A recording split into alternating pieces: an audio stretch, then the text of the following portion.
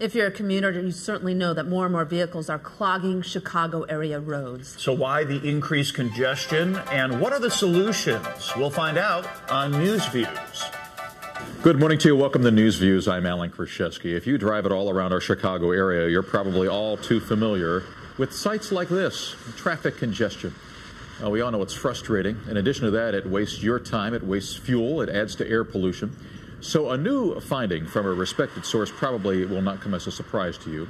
The Texas Transportation Institute's 2007 Urban Mobility Report. A long name, but it basically says that traffic congestion is getting worse here in our Chicago region. And this metropolitan area is already ranked as one of our country's most gridlocked. For the fourth consecutive year, Chicagoland and Northwest Indiana were the second worst nationwide in extra time that congestion adds to driving trips. If you're a commuter, you know that. The Institute says that gridlock causes area motorists to waste $4 billion a year in fuel, and of course we say time is money, and in time. Our frequent bumper-to-bumper traffic sparked this Chicago Tribune headline, Area Gridlock Taking Its Toll. Page 1 of the Tribune's Red Eye headlined, Chicago's Traffic Mess. And the Red Eye story called our traffic Hell on Wheels. Well, we'll discuss all of this with two experts today. Joe DiJohn is a research professor at the Urban Transportation Center at the University of Illinois at Chicago.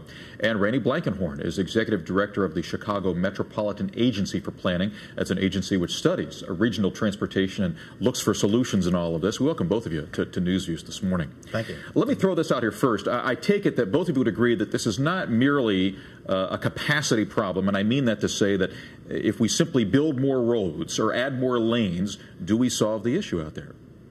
Well, I don't think that that's the answer. We have to do some strategic investments in capacity, but we also have to do other things. We can't build our way out of this problem. 95% probably of our transportation system's in place. So how do we deal with making that more effective? And it has a transit component as well. You have to have a good transit system to offer an alternative to the automobile. You're both well aware of course, the funding issues that have come up with regard to that, and you give a heavy sigh here, Joe. How crucial is that? First of all, and we're not talking about funding here in terms of capital programs, in terms of increasing a lot of services or new lines or anything here. We're talking about maintaining this in general, is just what we have, correct? Right. The funding package in Springfield is to provide operating funding just to keep the transit systems operating at status quo. And without that, this region could really face some serious increased congestion. How far behind are we, Randy, from where you'd like to see us be? And I'm talking about mass transit now. Right. How far behind are we? Well, I think that we're significantly behind on both the operating and on the capital side. If we're going to make congestion work better, we have to invest in the capital side as well as the operating. Operating, we know we've got a serious crisis, and it's here. It's not tomorrow. It's not 5 years from now. It's today. So we have to take care of that. We have to find the funding to run what we have. But if we're going to improve congestion in the Chicago area, we have to think about how we expand the transit system, how we give people opportunities and options to get out of their car. As you've studied this and looked at it, let's talk about mass transit solely here. What are the main areas we would say, we've got to expand this? We need a new line here. We need to relieve this area or whatever. What's the best ways that this could be attacked? Well, I think, there are different markets that need to be served. For example, a reverse commute. A lot of city residents have to get out to the suburban jobs, and it's just as congested going outbound in the morning as it is coming inbound. So you need to address that particular problem as well. Is that a matter of just adding more trains to existing lines, for instance, or no? Well, not really. Is it much more complicated? Well, it's much more complicated than that. You can take the train out to the suburb, but then you need a link between the suburban station and the employer. And I think the TMA of Lake Cook is a good example. They run shuttle buses from the train station to all the major out to Abbott Labs and other Abbott Labs, Walgreen, Baxter. Are we seeing more of that happening, or is it just in the Lake Northern Cook area? Are there other areas that are trying to integrate this more so that you're not just simply dumping people off at a train stop and saying, here, you fend for yourself now, but it is integrated and they can find a seamless transit? It is the direction that people are going. They realize you've got to get that last mile from the train station to the job site. So while the Lake Cook TMA has done some nice jobs in that part of the region, we have to expand that farther. And we have business and other groups that are interested in how we work with PACE and how we work with Metra to continue to do that. Is any of this a result of just simply how we're situated here? And I mean, geographically in the downtown area, of course, against the lake, our expressway system, largely anyway, a hub system, the spokes coming into that hub in the center area, and our rail lines essentially do the same. Is that part of our problem or no? Are we not unique in that fashion when you look at metro areas? Well, it's not unique, our area, but the fact is that the radial lines are designed to bring people downtown during the morning rush hour and back home in the evening. As far as going in the reverse direction, the system isn't designed for that. The other part of that really is the job centers are so spread out these days. Mm-hmm. The suburb-to-suburb commute is as big as the downtown to the suburbs commute and vice versa. So how do we get people from suburban homes to suburban job locations in a different way? We haven't been able to solve that problem, and in all honesty, no one does it very well, but that shouldn't keep us from trying to find new solutions to old problems. Special highway toll lanes where you pay, and you pay well, it seems, but perhaps get there faster as a result. Is that a viable solution or no? I do think it's an option that we really need to take a hard look at. We pay for congestion on the times we use a lot of things, by the time of day, by the amount of usage. Traffic could be one of them. If we could manage how people use the roadway, if we can manage how people use our system by pricing it differently, based on congestion, based on time of day, based on the type of vehicle, I think there's a real opportunity there. Let me ask you while we're talking about it, has open road tolling worked? I don't know if open road tolling has worked as well as they planned. Really? But, Randy? I think that part of it is, and strictly from the public reaction, it has worked. That people don't mind paying tolls. They minded waiting in line to pay tolls. And I think open road tolling has given them that peace of mind. Are we getting more throughput?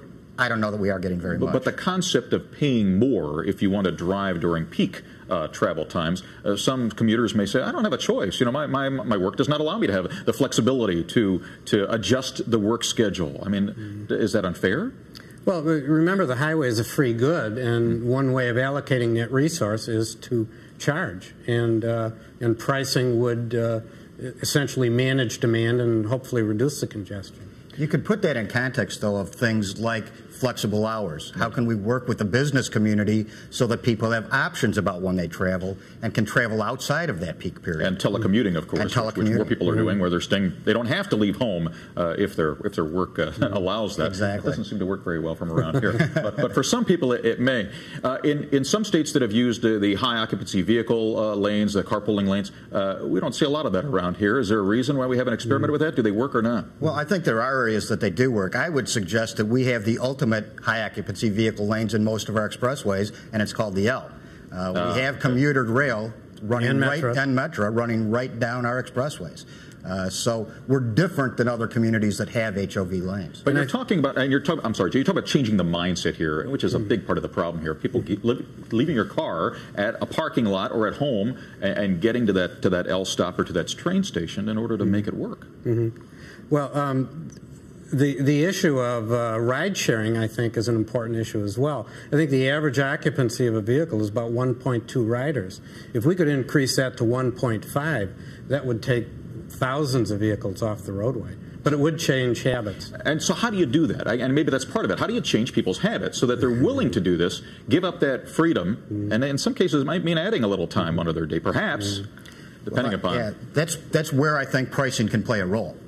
If you have a cheaper way to travel, if you are rewarded for traveling in a different way, because time is money, as you said earlier in the segment. So I think we've got to think about the pricing mechanism as helping to change that behavior. And Professor, you've spent a good deal of time studying the impact of trucks, for instance, on the roads, and we've got a massive hub for freight here in the Chicago area. I believe I've read somewhere that about a third of the nation's freight is moving through Chicago, either by rail or through truck lines as well. How is that impacting what's going on our expressways? Well, I think Chicago area freight is similar to O'Hare.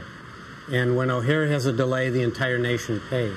And likewise, when we have freight congestion in this region, it backs up freight through the entire nation. And that affects our commute because on the rails, freight can interfere with the Metra trains, poor on-time performance. And on the highways, things like increased delivery, just-in-time transportation have put a lot more vehicles on the road. Any answers you've looked at that might work in these situations? Well, as Randy mentioned, the pricing. The tollway has put in differential pricing for trucks than for autos. Randy, it's been great to have you here. Joe, thank you very much for your insight on this matter. I'm Alan Krashesky, and that's a look at News Views. We hope that you enjoy the rest of your weekend, and may your travels go smoothly. Let's get back to the news now.